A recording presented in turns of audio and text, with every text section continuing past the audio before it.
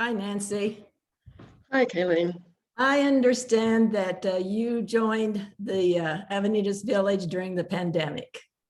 Why, why did you join?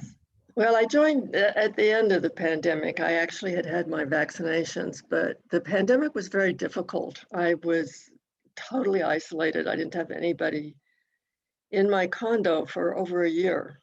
And before that, I was also isolated. I was looking for a community. I didn't know where to look. I tried several things, and I got this email from somebody called Avenidas Village, inviting me to sit in on a talk about a high school in East Palo Alto. And since I'd done work with disadvantaged youth and so on, I thought, well, I'll sit in on that. Well, during that talk, they talked about this thing called Avenidas Village.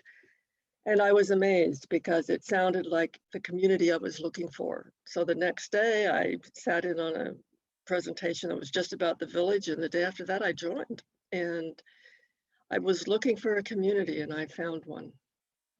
Oh, that's great. And what would you say that surprised you? Or tell us about your experiences. What activities did you join?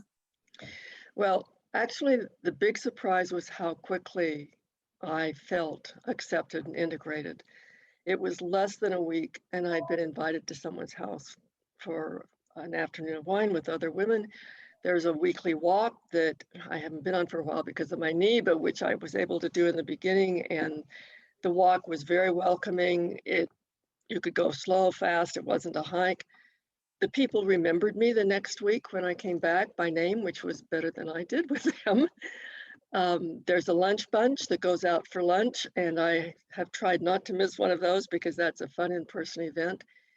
There are a number of Zoom activities that I find interesting. There's a political discussion group, which is now considering some kind of political action.